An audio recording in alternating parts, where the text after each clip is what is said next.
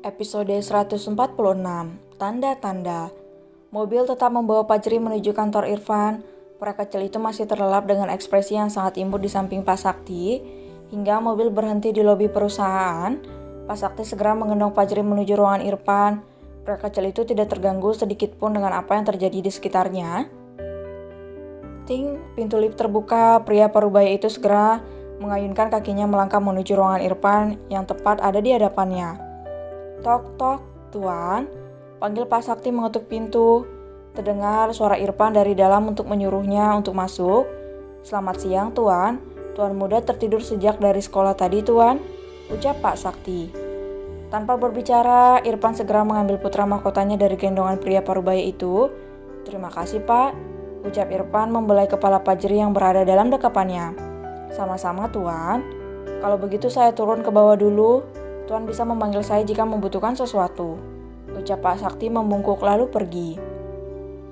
Irfan membawa Fajri menuju sofa. Ia hanya membangkuk pria kecil itu tanpa membaringkannya. Ia mengambil ponsel dan meminta Rai agar datang ke ruangannya. Tak lama Rai datang seperti biasanya, tanpa mengetuk dan langsung masuk begitu saja. Ada yang bisa saya bantu, Tuan? Jam berapa nanti pertemuan itu akan diadakan? Tanya Irfan.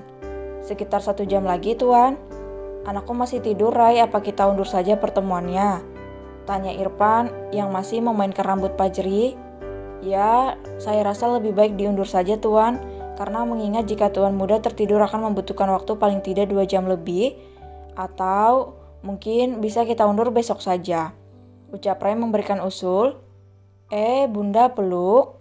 Erat Fajri bergerak di atas pangkuan Irfan. Bukankah dia terlihat sangat menggemaskan, Rai? Dari sisi manapun dia terlihat sangat imut dan mempesona, ucap Irfan merona senang. Iya, Tuan. Tuan muda memang terlihat sangat menggemaskan. Saya tidak bisa membayangkan seperti apa bentuk wajah nona muda nanti, ucap Rai juga tersenyum. Iya, hanya beberapa hari lagi dia akan lahir. Bagaimana denganmu? Apa Rizka sudah ada tanda-tanda? Belum, Tuan. Doakan saya semoga bisa memiliki momongan dengan segera, ucap Rai. Mereka memang sudah menikah hampir 1 bulan yang lalu. Kini Rizka tinggal di apartemen mewah milik Rai. Saat mereka terdiam dengan pikiran masing-masing. Undur saja pertemuannya dalam 2 jam lagi, Rai, ucap Irfan. Baik, Tuan. Di atas meja semua berkas sudah saya tanda tangani. Namun ada beberapa yang perlu direvisi dan ditata ulang. Semuanya sudah saya tulis di sana. Apa saja yang harus dikerjakan. Baik, Tuan. Aji gak mau kerjasama dengan kakek itu, Ayah. Bantah Fajri ketika bertemu dengan orang yang ingin bekerja sama dengannya. Kenapa, Nak? Perusahaannya bagus dan besar loh.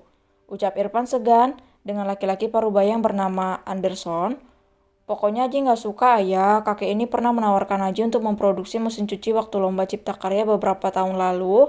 Dan dari cara kakek ini berbicara itu sudah terlihat ada niat yang terselubung, Ayah. Ucap Fajri menerangkan. Ia menatap laki-laki parubaya yang masih terlihat santai di hadapannya. Nak Fajri, itu hanya kamu saja yang merasa takut kalau tertipu. Saya memang benar-benar ingin bekerja sama dengan perusahaan kamu, ucap Anderson menahan kekesalan. Aji gak mau, pokoknya Aji gak mau, bantah Fajri. Apa benar yang dikatakan oleh Fajri? Tidak biasanya Fajri bersikap seperti ini terhadap investor atau apapun itu. Batin Irfan bertanya-tanya. Begini saja, Tuan Irfan. Perusahaan ini milik Anda, bukankah semua keputusan berada di tangan Anda? Fajri hanya membuat desain, namun Andalah yang memproduksi. Bukankah itu sama saja saya bekerja sama dengan Anda? Ucap Anderson. Irfan dan Fajri mengernyit, mereka bertatapan seolah menolak kerjasama yang akan mereka jalani nanti. Fajri benar laki-laki ini tidak baik untuk diajak kerjasama, batin Irfan. Sepertinya kerjasama ini tidak bisa dilanjutkan karena perusahaan ini milik Fajri putra saya. Kalau bukan dengan Anda saya menjalin kerjasama, itu juga berdasarkan keputusan dari Fajri. Jadi sepertinya kita tidak bisa melanjutkan kerjasama ini, ucap Irfan. Fajri menghela napasnya, sungguh ia sangat tidak menyukai laki-laki parubaya yang ada di hadapannya ini. Baiklah, kalau saya tahu dari awal seperti ini, saya tidak akan datang untuk melanjutkan kerjasama ini. Saya harap Anda tidak menyesal nanti, ucap Anderson beranjak dari ruangan Irfan. Sementara ayah dan anak itu hanya mengernyit.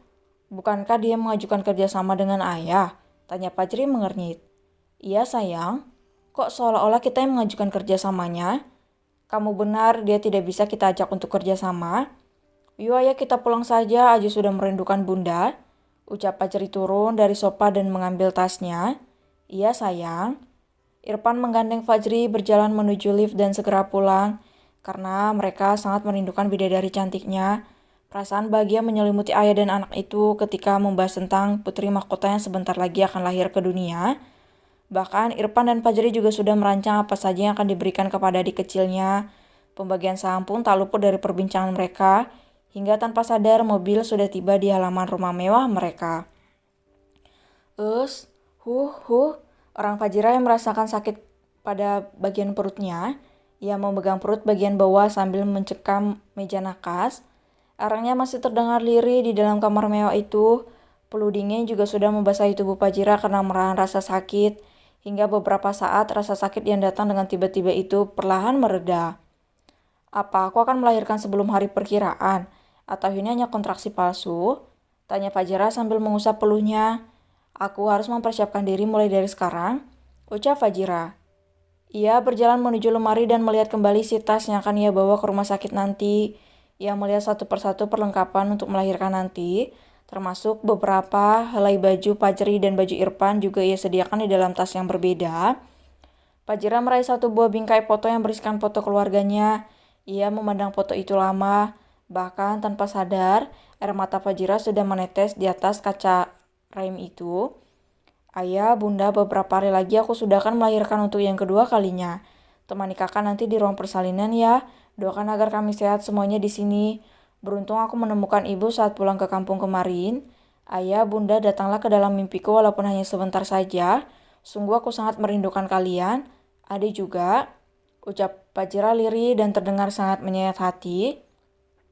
Perlahan ia terisak sambil menekap foto berukuran 10R itu.